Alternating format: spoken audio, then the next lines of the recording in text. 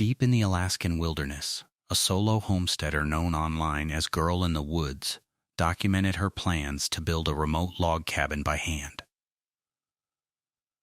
Surrounded by dense black spruce and miles from help, she spent days clearing land, hauling trees, and setting up a temporary tent camp with only her dogs for company. There we go. Well, here I am at my log pile in Alaska. These are the logs that I cut, peeled, and stacked 2 years ago. So they are thoroughly dry and ready to go. And I'm sure you're all wondering, when am I going to build this thing?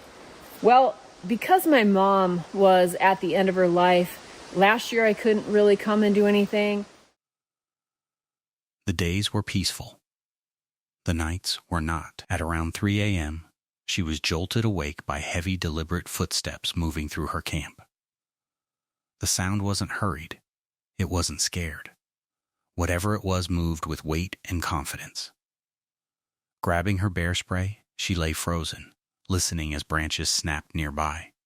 Last night, I was woken up at about 3 o'clock in the morning to a big commotion, and it was scary. I didn't know what was going on out here, but I grabbed my bear spray and heard something heavy-footed. I thought, oh, it's probably moose, but there was a big noise. And then this morning, I wake up to find this.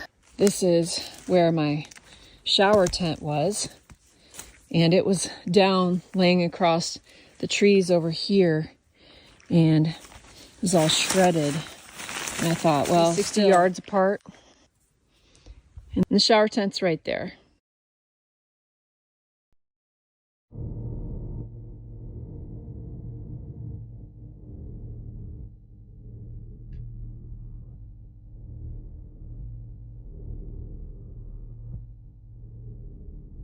So I stood this back up so I could kind of recreate what happened here. I think this is the point of impact back here. This is about face level to me.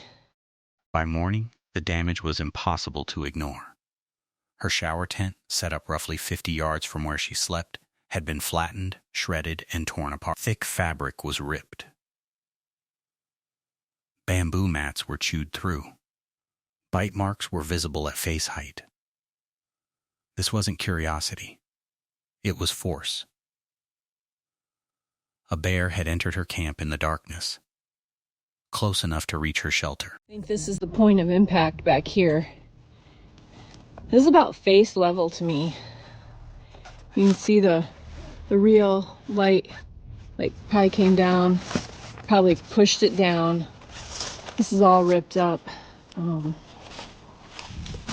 Probably teeth marks here.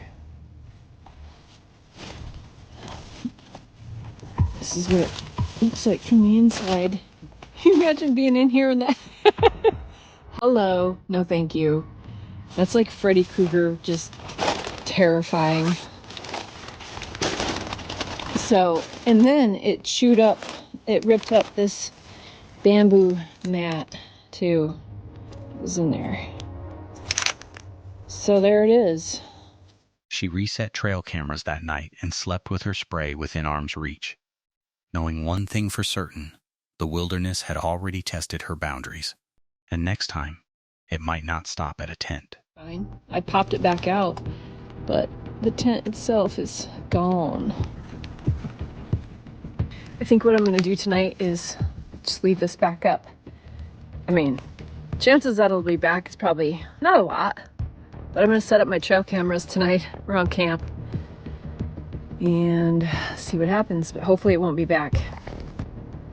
Nothing else is bothered. Early morning, around 4:30 a.m., a couple from the channel Life After Kids Journey Unknown were asleep inside their RV at a quiet campground in California when a sound ripped them awake. A child was screaming.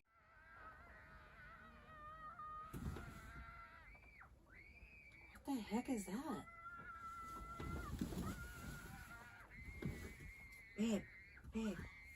Babe, wake up, wake up. What's going on? What happened? Don't you hear that screaming? What? Wait, who's screaming? I don't know. What the hell is that? I don't know what is going on, babe. Let's just see. Turn on the light! Turn on the light! Oh my gosh! Sorry. Dude, it's like right there. Do you see anybody? No, I don't see anybody. How the hell is that person screaming if we're not even there? I don't know, but Not crying, not calling out, screaming, nonstop, panicked and desperate. The sound echoed through the still campground, lasting 10, then 15 minutes. The couple sat frozen, listening, trying to pinpoint where it was coming from. It seemed close, too close. okay, the kid has been screaming for like about 10 minutes now. Straight. Screaming. I don't know if you can hear them, but it's screaming. We think that it's coming from 2 RVs down that way. Over there, yeah. Yeah. Holy mackerel. It just stopped. I don't hear it anymore. No, he's not screaming anymore. What the hell? I don't know. Maybe he had a nightmare or something. But I mean, the kid was screaming bloody murder. Like crazy. Then, without warning, the screaming stopped. Instantly. No footsteps, no voices, no movement. Oh my gosh. I'm so tired, but holy crap, that kid was screaming. Listen, we're gonna shut this investigation down to get some sleep, and we're gonna investigate tomorrow. Yeah. Oh, no, when we wake up, it's today, actually. Because it's early in the damn morning that the kid's screaming. All right. So, we're going to check back in the morning. See. By daylight, the campground looked completely normal. Families packed up, RVs came and went. But when the couple walked past the ARV where the screams had seemed to originate, something felt wrong. No children, no signs of life, no explanation. For that. If we found any clues to what happened last night. It's a mystery. Dun, dun, dun. Yeah, I don't know. That kid was screaming bloody murder this morning, and I really want to find out what the hell is going on. Yeah, because it was just like screaming for like 15. They asked around. No one claimed to have heard anything. The questions lingered. What child screams like that for that long, and then vanishes into silence? Minutes and then silence. Yeah, it was like he was running around screaming, and they hit him with a trank gun. Poof! And he's going. Yeah, it was just boom, done. And there was no sound after that. None. So, stay tuned. Stay tuned. We're going to finish our drinks this morning. And then we're going to get ready. And then we're all Gonna go shopping. Including you. We're going to head out. All right? They never got answers. And sometimes, the most disturbing encounters aren't what you see, but what you hear, and can never explain. How could you not call authorities about that poor child? October 2019. Solo van traveler Carly from the channel Curious Carly spent the night outside Cedar City, Utah, where temperatures dropped to a brutal 14 degrees. Alone in a Walmart parking lot, she worried more about freezing pipes than danger. I wanted to just say, in case I didn't mention it earlier, that it was 14 degrees last night in Cedar City. 14 degrees was the low last night. Tonight's low is going to be 37 degrees, and I'm close enough to Laverkin, but that's what's coming up on my weather. A lot warmer tonight than it was last night. I was really freaked out that everything in my van was going to explode because it got... By morning, she headed toward Zion National Park, unaware the unease was only beginning. The park was crowded, confusing, and tense. Parking was scarce. Shuttles were packed, and tempers flared as visitors argued in tight spaces. Carly moved through it all alone, constantly relocating her van, constantly surrounded by strangers, yet completely on her own. A cabin, that's a 5-mile hike, and then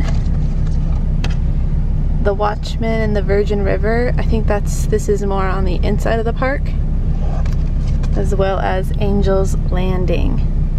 So here we are.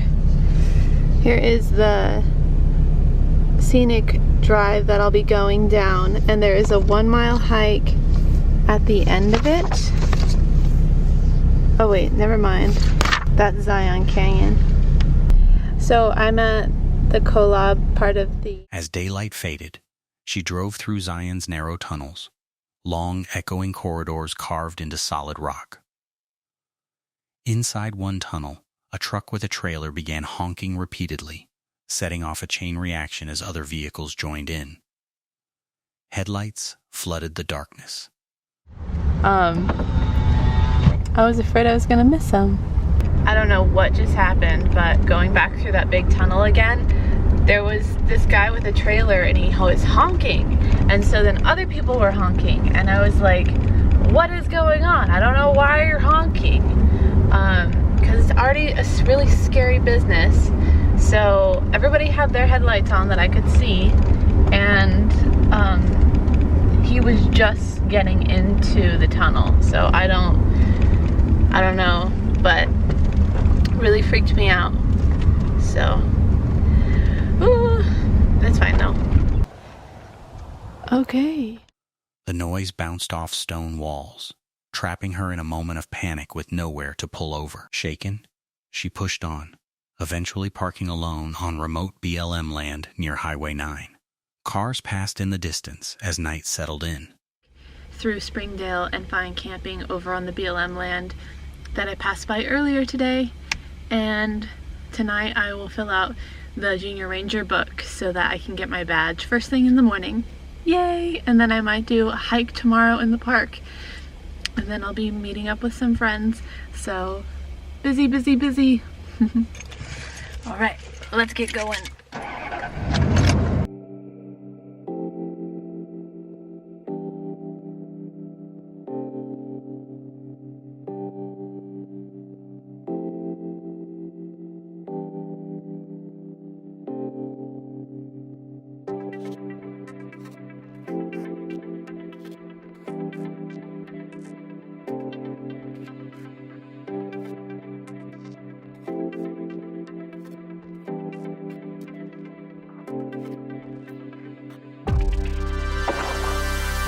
I stopped here at the checkered...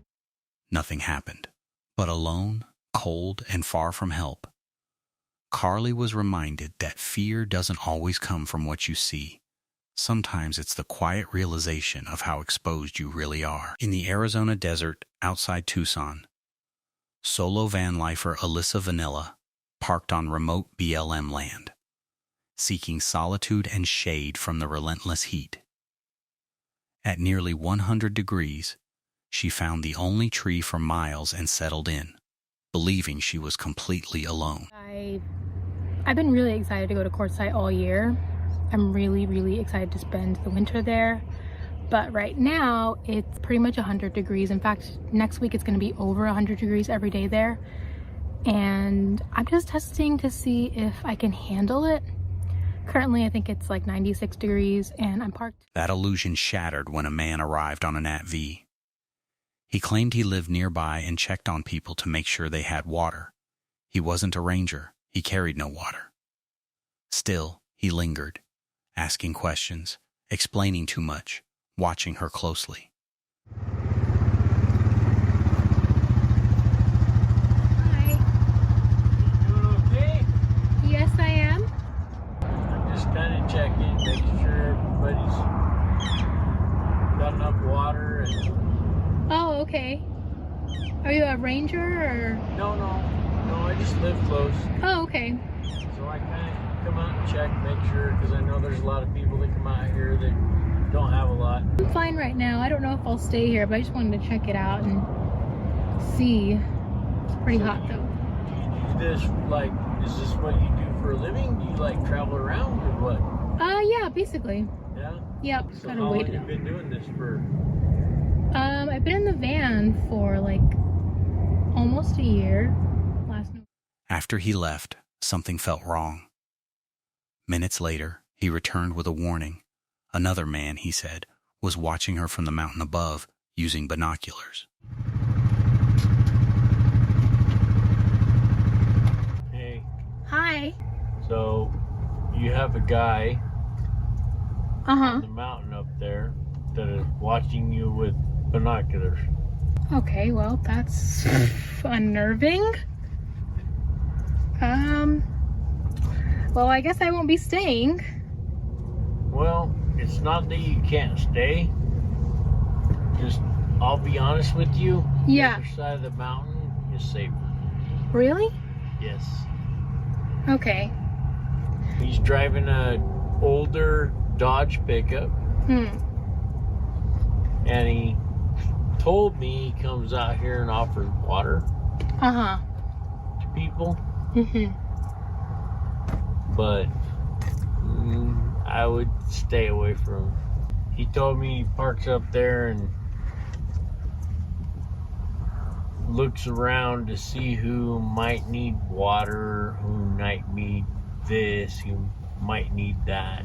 And I was like, I turned and looked and went, well, her fucking camper is right in the open. Yeah. So did you catch him watching me, or did he just tell you that he was watching me? When I pulled up, he had his field glasses up looking this direction, and I was like, what are you looking at? Yeah. Well, I'm just looking to see if there's anybody that needs water. So anyway, he's The story didn't add up. The description he gave of the watcher matched his own behavior: offering water, observing camps, studying people from a distance.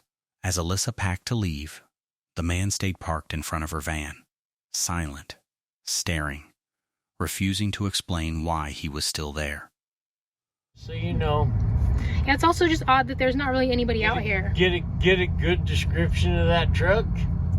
It was a white truck. It's white and burgundy. Honestly, I'd move to the other side. So, I mean, I did want to stay because it's nice out here and it's quiet, but if there's somebody watching me, then obviously I don't think I should stay out here at all. Well, that's fine. That's your choice too. Yeah.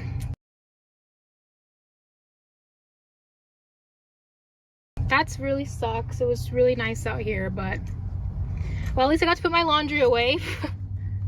It's always easier to do housekeeping out in the open rather than in the city somewhere. So just finishing up my laundry and then I'll... Trusting her instincts, she fled the desert as fast as she could, because sometimes the scariest part of being alone in the wilderness isn't the isolation.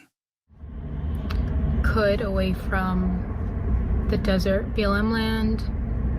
So the guy that I was talking about earlier, the one who stopped to see if I need water, came back. It's realizing someone else has been watching the whole time. When a man says he's not being creepy without anyone questioning him, then they're probably being creepy. October 2022, the video comes from Quest Out West, a solo female creator living out of her van while traveling through British Columbia.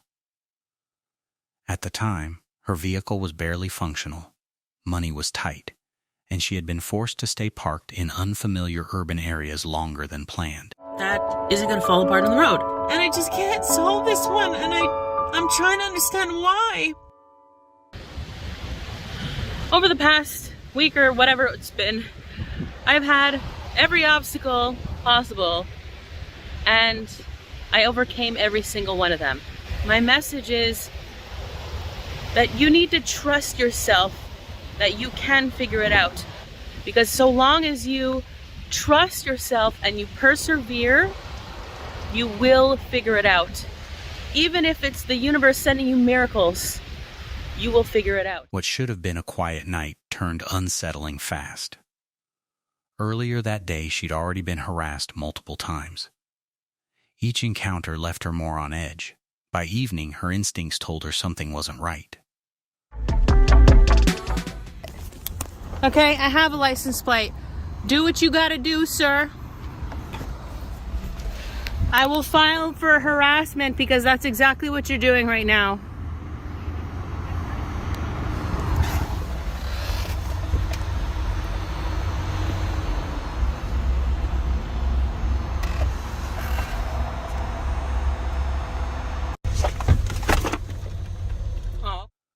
Later, while changing clothes inside her van, she pulled back the curtain for just a second and froze. A man was standing outside, close enough to peer directly inside. He wasn't knocking. He wasn't calling out. He was just staring. Are you interested? It's free food. You never know what's going to be there until you get there. That's the reason that I found you staring at my van? No, I was just taking a break. I was looking for blackberries. You were looking for blackberries. Out of this entire parking lot, you were looking for blackberries right beside my van. Because I just got here. And every bush looks like... Okay, well, can you leave then? Yeah, fine. I'm actually shaking from this one. This one scared the crap out of me. I was behind the curtain, and just as I opened the curtain to reach for something on the dashboard, I saw him standing outside. When confronted, the man claimed he was looking for blackberries, but the parking lot was nearly empty, and the bushes near her van didn't resemble blackberry plants at all. She told him to leave. Van. All of these bushes are the same. So if there was blackberries, they would be any other place. It's very obvious that none of this is a blackberry bush. And if you're thinking he might have mistaken those for blackberries, he would have to be a complete moron because they look absolutely nothing like a blackberry bush. Shaking, she locked herself inside, realizing how exposed she truly was. Alone, vulnerable, and watched, the encounter confirmed what she already felt.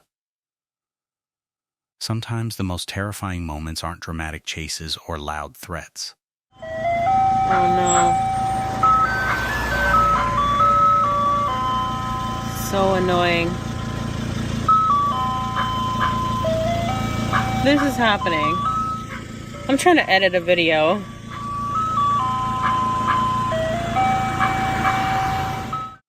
They're silent, personal, and far too close for comfort. I don't blame her for being scared. The man was looking for some action. Oklahoma, late night at a remote state park. Solo van lifer known as Lady Boogout parked near a quiet lakeshore, surrounded by pine trees and open land. The wind was strong but comforting, rocking her small camper as she settled in for what was supposed to be a peaceful night. Gonna be awesome night. I'm here for a couple nights, heading up north again. It's cooler by the lake here. I'm in Oklahoma, and just wanted to show you guys what I get to enjoy for the next couple days.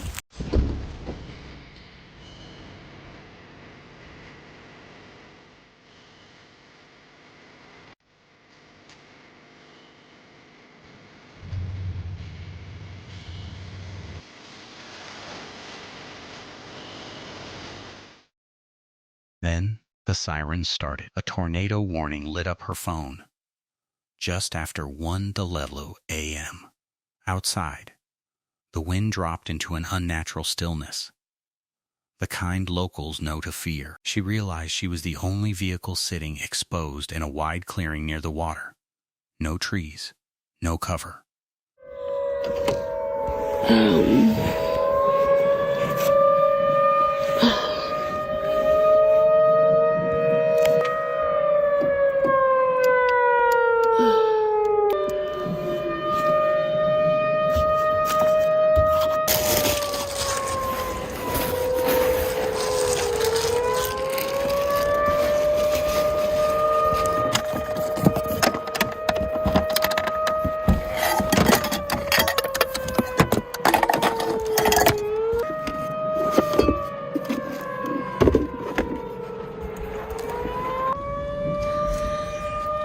So there was a severe thunderstorm warning, tornado warning issued just a minute ago.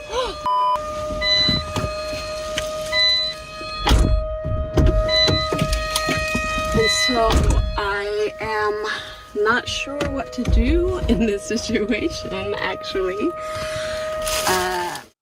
Panicking but focused, she packed her entire camper in minutes, keys already in hand. Other campers fled into the night, their headlights vanishing as the storm closed in. Alone, she drove through the darkness searching for shelter, finally stopping near a concrete bathroom structure, the only solid refuge she could find. I thought that somebody would come around. The tent campers hightailed it out of here in the motorcycle. And so I am just going to go to a spot that I'm not so open because I'm very much in the open.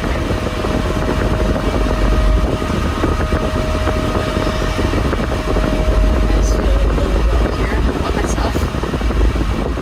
Rain slammed the roof as she stayed awake, tracking radar updates and listening for sirens that might come again.